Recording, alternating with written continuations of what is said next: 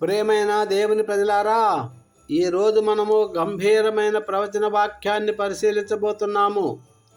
యెషయా ప్రవక్త కాలములో యూదా ప్రజలు దేవాలయ ఆరాధన చేస్తూ ఉన్నారు, బలులు ఇస్తున్నారు, పండుగలు జరుపుతున్నారు. కానీ వారి హృదయాలు దేవునికి దూరమయ్యాయి. దేవుడు వారిని సొదొమ గొమొర్రాతో పోల్చాడు. యెషయా గ్రంథము 1:10. ప్రియులారా, ఎంత తీవ్రమైన మాట ఆలోచించండి. యెషయా ప్రవక్త ఉజ్జియా, యోతాము, ఆహాజు, హిజ్కియా కాలంలో ఉన్నాడు. దేశం బయటకు శక్తివంతంగా కనిపించింది, కానీ లోపల అవినీతి, అన్యాయం, పేదలపై దోపిడీ పెచ్చు పెరిగింది. దేవుడు బలులను కాదు, నీతిని కోరుకుంటున్నాడు. ప్రధాన ఆజ్ఞ 1:16-17. మీరు కడుగబడుడి, శుద్ధులగుడి, చెడును విడిచిపెట్టుడి, మేలును చేయుట నేర్చుకొనుడి, న్యాయమును కోరుడి, పీడితునికి సహాయము చేయుడి. ఎంత గొప్ప మాట!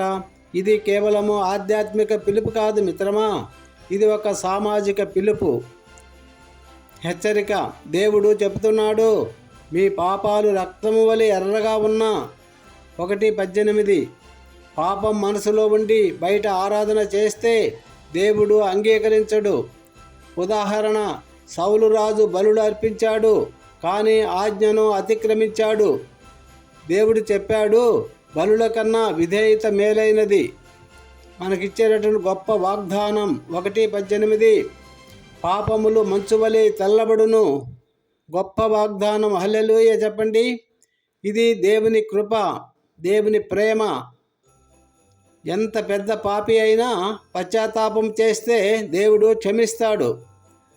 ఒక ఉదాహరణ, దావీదు వ్యభిచారం చేశాడు, హత్య చేశాడు, కానీ కీర్తన 51లో పశ్చాత్తాపడ్డాడు. అప్పుడు దేవుడు క్షమించాడు. ఒక నిర్ణయ వాక్యం 1:19-20 వరకు. మీరు సిద్ధపడి విధేయులైతే దేశపు మంచి ఫలమును తినుదురు. తిరుగుబాటు చేస్తే ఖడ్గము చేత నశించుదురు. ఇది మనకు ఇచ్చేటటువంటి ఎంపిక, నిర్ణయం. మీకు ఆశీర్వాదం కావాలా లేక తీర్పా? సాక్రిమెంట్లు, హృదయ పరిశుద్ధి, బయట ఆచారం, లోపల మార్పు అవసరం. కృప ద్వారా రక్షణ, కానీ నిజమైన విశ్వాసం పనుల ద్వారా కనిపించాలి. నిజమైన హృదయం దేవునికి కావాలి. ఈరోజు మనకు సందేశం. మనము చర్చికి వస్తున్నామా? బైబిల్ చదువుతున్నామా? ప్రార్థన చేస్తున్నామా? అవి మంచివే, కానీ మన జీవితం న్యాయం, ప్రేమ, కరుణతో నిండిందా? ఆలోచించండి, ఆత్మ పరిశీలన చేసుకోండి.